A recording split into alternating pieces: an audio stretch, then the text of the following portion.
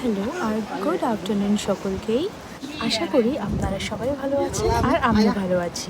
এখন আমি voice over করছি, কিন্তু এই যে ব্যাকগ্রাউন্ডে যে আওয়াজটা আসছে এটা আমি অ্যাভয়েড করতে পারছি না, কেননা এই ভিডিওটা রেকর্ড করার পরে সঙ্গে সঙ্গে আমি ভয়েস করছিলাম যেখানে আমি বসা ছিলাম এই গাড়িটার ভিতরে, আর এরা এখানে কথা বলছিল, যার জন্য এই ভয়েসটা ওদের রেকর্ড হলো।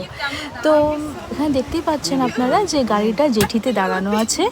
এই ভিডিওটা আমি নিকোবর আইল্যান্ড থেকে পোস্ট করছি।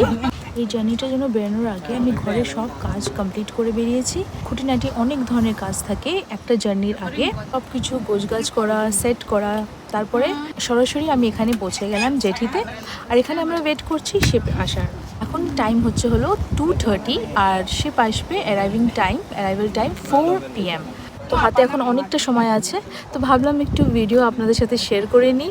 আচ্ছা, এখানে আমার যে ভিডিওটা হচ্ছিল ওটা জুম হয়ে যাচ্ছিলো, ব্যাক ক্যামেরা দিয়ে করছিলাম যেহেতু এই জন্য।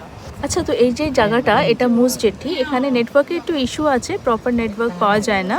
তো আমি একটু ভিডিও বানানোর মতন পেয়ে যাচ্ছিলাম নেট, আমি ডাইরেক্টলি রেকর্ড করছিলাম অ্যাপ দিয়ে, ইউটিউবের অ্যাপ দিয়ে। আচ্ছা, তো সি বিচে না এই পোর্শনটা আমার খুব ভালো লাগে, আমি দেখাচ্ছি ব্যাক ক্যামেরা করে। এই যে এই এরিয়াটা না আমার খুব ভালো লাগে এই জায়গাটা দেখতে। তো ভাবছিলাম এখন অনেকটাই রোদ ছিল বাইরে, তো এই জন্য আমি বেরোচ্ছিলাম না গাড়ির থেকে। তো ইচ্ছা ছিল আমি এখানে কিছু ফটোগ্রাফস আর ভিডিও করব, তো দেখা যাক একটু রোদটা কমুক তারপরে। আচ্ছা, এই দিক দিয়ে এখানে ওয়ালের পিছনে একটা বোর্ড দেখা যাচ্ছে। আর বিকাল হতে হতে যখন শিপ আসবে না তখন অনেক প্যাসেঞ্জার দেখা যাবে যারা নামবে, আর আমরা এখান থেকে যাব শিপের মধ্যে। আচ্ছা, এই ড্রেসটা আমার এই আজকের আউটফিটটা ছিল, আর এই হ্যান্ডব্যাগ।